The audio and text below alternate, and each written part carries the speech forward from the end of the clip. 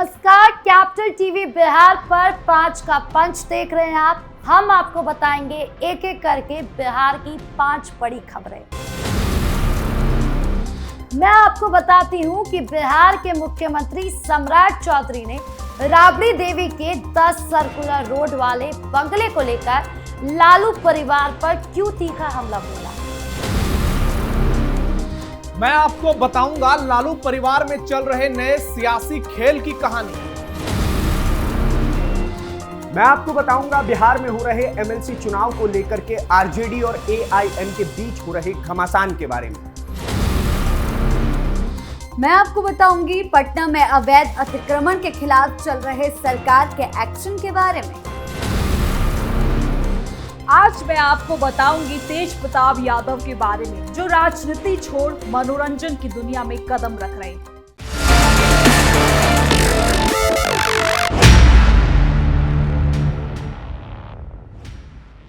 खबरों में सबसे पहले बात मुख्यमंत्री सम्राट चौधरी की, जिन्होंने शेखपुरा में एक कार्यक्रम के दौरान लालू यादव के परिवार पर जमकर निशाना साधा। दरअसल आजकल राबड़ी देवी के 10 सर्कुलर रोड वाले सरकारी बंगले को खाली कराने की चर्चाएं काफी तेज है और उसी मुद्दे को लपकते हुए मुख्यमंत्री सम्राट चौधरी ने तंज कस दिया। उन्होंने सीधे सीधे कहा कि लालू परिवार का हाल ऐसा हो गया है कि मां और बेटे सबको अलग अलग घर चाहिए। सम्राट चौधरी ने कटाक्ष करते हुए कहा कि एक ही घर में लालू जी भी रहते हैं, राबड़ी देवी भी रहती है और तेजस्वी यादव भी रहते हैं, फिर भी सबको अलग अलग बंगला चाहिए। मुख्यमंत्री ने पुरानी बातों को याद दिलाते हुए लालू परिवार पर जनता की गाढ़ी कमाई की बर्बादी का भी आरोप मढ़ दिया। उन्होंने आगे कहा कि जब राबड़ी देवी मुख्यमंत्री थी तब तो समझ आता था, लेकिन अब जब वो उस पद पर नहीं है तो भी उन्हें अलग से आलीशान बंगला चाहिए। क्यों चाहिए? सम्राट चौधरी का मलाल इस बात को लेकर था कि आम जनता के पैसों से इस परिवार के लिए अलग अलग बंगलों का इंतजाम क्यों किया जाए। उन्होंने तंज कसते हुए ये भी कहा कि इस परिवार का पेट कभी नहीं भरता, सत्ता में रहे या ना रहे, इन्हें हमेशा शाही सुख सुविधाएं चाहिए। मुख्यमंत्री ने साफ संकेत दे दिए कि नियम कानून सबके लिए बराबर है और किसी को भी सरकारी संपत्ति पर नाजायज हक जताने की छूट नहीं मिलेगी। पटना में जब इस बंगले को लेकर राजनीति गरमाती है तो मुख्यमंत्री सम्राट चौधरी हमला करने का कोई मौका नहीं छोड़ते। अब देखना यह होगा कि सम्राट चौधरी के तीखे बयान पर आरजेडी और लालू परिवार की तरफ से क्या पलटवार आता है, या फिर बंगले की ये लड़ाई बिहार की सियासत को और कितना गहराती है। आरजेडी सुप्रीमो लालू प्रसाद यादव इन दिनों अपनी बेटी रोहिणी आचार्य के साथ सिंगापुर में है, लेकिन दूसरी ओर पटना में आरजेडी कार्यालय के बाहर रोहिणी आचार्य को लेकर लगे एक पोस्टर ने राजनीतिक गलियारों में बवाल मचा दिया है। पोस्टर में लालू प्रसाद यादव और रोहिणी आचार्य की स्केच वाली तस्वीर है, जिसमें लिखा गया है, न हौसला टूटा है न हिम्मत हारी है, मैं लड़ना जानती हूं, अकेले गद्दारों पर भारी हूं, मैं लालू जी की बेटी हूं, मेरा लहू बिहारी और रग रग में खुददारी है। गौर करने वाली बात है, आखिर इस पोस्टर में गद्दार किसे कहा जा रहा है। पार्टी प्रदेश अध्यक्ष मंगनीलाल मंडल ने इस पर बयान देते हुए कहा कि किसने पोस्टर लगाया इसकी जानकारी उन्हें भी नहीं है। उन्होंने कहा कि वो खुद कार्यालय आते समय पोस्टर देखकर चौंक गए और इसकी जानकारी वो जुटा रहे हैं, लेकिन पार्टी के भीतर पिछले कुछ सालों में जिस तरीके के घटनाक्रम हुए हैं उस संदर्भ में इस पोस्टर को देखा जा रहा है।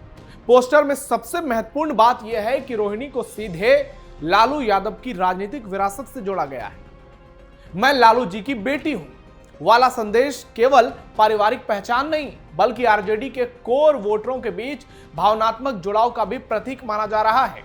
आरजेडी कार्यालय के बाहर रातों रात लगे इस पोस्टर ने कई सवाल खड़े कर दिए हैं। पोस्टर किसने लगाया, किसके इशारे पर लगाया और उसमें लिखे संदेश का वास्तविक राजनीतिक अर्थ क्या है? इन सवालों का जवाब अभी मिला नहीं है, लेकिन इतना तो तय है, सिंगापुर में पिता के साथ जन्मदिन मनाने वाली रोहिणी आचार्य की तस्वीरों से शुरू हुई चर्चा अब बिहार की राजनीति में नए सियासी संकेतों की तलाश तक पहुंच गई है।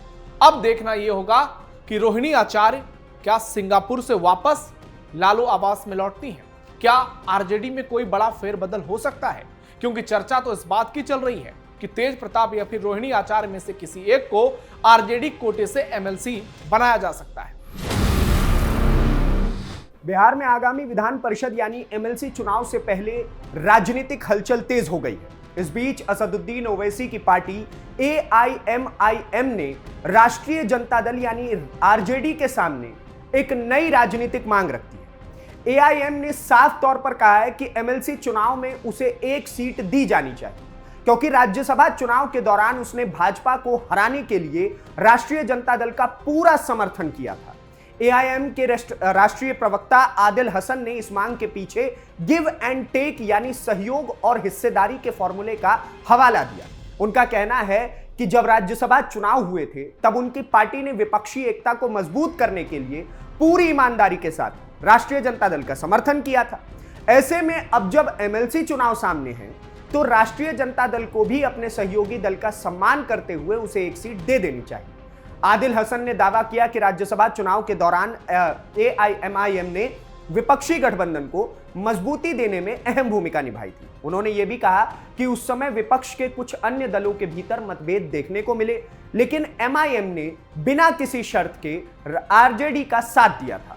इसलिए अब पार्टी को उम्मीद है कि उसके सहयोग को नजरअंदाज नहीं किया जाएगा।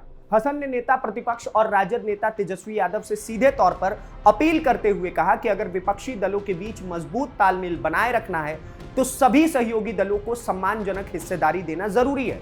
उनका कहना है कि गठबंधन केवल चुनावी मंच साझा करने के नाम पर नहीं होता है, बल्कि एक दूसरे के राजनीतिक योगदान को स्वीकार करने का भी नाम है। इतना ही नहीं, आदिल हसन ने भविष्य की राजनीति का भी जिक्र किया। उन्होंने कहा कि आने वाले सालों में होने वाले राज्यसभा चुनावों में और स्थानीय निकाय चुनाव में MIM विपक्षी दलों के लिए महत्वपूर्ण भूमिका निभा सकती है बिहार के अंदर। ऐसे में यदि अभी से सहयोग और विश्वास का माहौल बनाया जाता है तो विपक्ष यानी आरजेडी और कांग्रेस जैसी दल को इसका फायदा तो होगा, लेकिन अगर नहीं होता है तो इसका नुकसान भी नहीं होगा।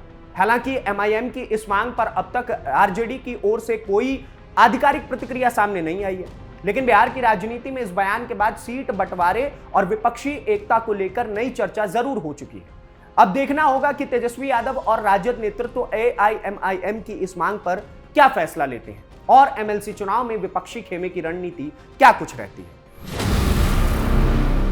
खबरों में अब बात पटना में जिला प्रशासन और नगर निगम की टीम ने अतिक्रमण के खिलाफ अभियान चलाते हुए सार्वजनिक जमीन, सड़क किनारे और फुटपाथों पर किए गए अवैध कब्जों को हटाया।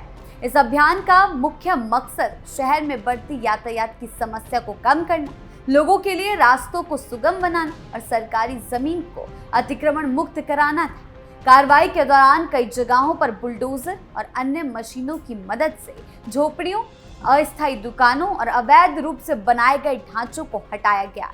प्रशासन के मुताबिक अभियान के दौरान लगभग 50 झोपड़ियों को ध्वस्त किया गया जो सरकारी जमीन पर बनाई गई थी। इसके अलावा सड़क और फुटपाथ पर कब्जा कर व्यवसाय करने वालों के खिलाफ भी कार्रवाई की गई।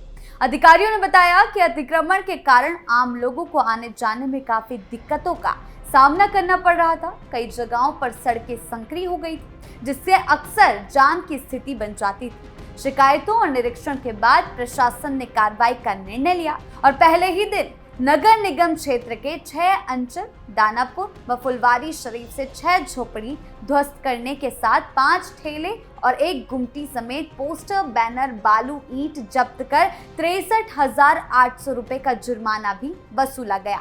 कई जगहों से ठेले, निर्माण सामग्री और अन्य सामान को जब्त किया गया। अधिकारियों ने साफ किया है कि सरकारी जमीन या सार्वजनिक जगहों पर किसी भी प्रकार का अवैध कब्जा बर्दाश्त नहीं किया जाएगा। लोगों से नियमों का पालन करने के लिए और खुद से अतिक्रमण हटाने की अपील की गई है। प्रशासन ने साफ कहा है कि शहर को स्वच्छ, व्यवस्थित और सुचारू यातायात वाला बनाने के लिए भविष्य में भी आगे ऐसे अभियान लगातार जारी रहेंगे। इस कार्रवाई से स्थानीय लोगों को राहत मिली है और यह अतिक्रमण के खिलाफ जो एक्शन चल रहा है यह आगे भी यूं ही चलता रहेगा। कृष्ण से लेकर मुख्यमंत्री तक भोजपुरी फिल्मों में नए अंदाज में नजर आएंगे तेज प्रताप यादव। बिहार की राजनीति में अपनी अलग पहचान रखने वाले तेज प्रताप यादव अब मनोरंजन जगत में भी रोल निभाने जा रहे हैं। हाल के दिनों में वो भोजपुरी फिल्मों और वेब सीरीज की शूटिंग को लेकर लगातार सुर्खियों में है। इसी कड़ी में तेज प्रताप यादव एक नई भोजपुरी फिल्म में भगवान श्री कृष्ण की भूमिका निभाते नजर आए हैं। फिल्म की शूटिंग ब्रज क्षेत्र और वृंदावन के अलग अलग जगहों पर की गई है, जहां उनका कृष्ण अवतार सोशल मीडिया पर तेजी से वायरल हो रहा है। फिल्म में तेज प्रताप यादव बांसुरी बजाते, गोपियों के साथ रास रचाते और कृष्ण स्वरूप में दिखाई देते हैं। उनके इस नए अवतार को लेकर राजनीति और दर्शकों के बीच काफी उत्सुकता देखने को मिल रही है। धार्मिक और सांस्कृतिक छवि के चलते तेज प्रताप यादव पहले भी कई बार कृष्ण भक्ति से जुड़े कार्यक्रमों और बयानों को लेकर सुर्खियों में रहे हैं। अब राजनीति के साथ साथ एक्टिंग की दुनिया में कदम रखकर तेज प्रताप यादव एक नई पहचान बनाने की कोशिश कर रहे हैं। अब ये देखना दिलचस्प होगा कि दर्शक उन्हें एक अभिनेता के रूप में कितना पसंद करते हैं और भोजपुरी सिनेमा में उनकी ये नई पारी कितनी सफल साबित हो पाती है। तो फिलहाल के लिए 5 के पंच में इतना ही। देखते रहिए कैपिटल टीवी बिहार। वीडियो को लाइक करें, कमेंट करें, शेयर करें और चैनल को सब्सक्राइब करें। धन्यवाद।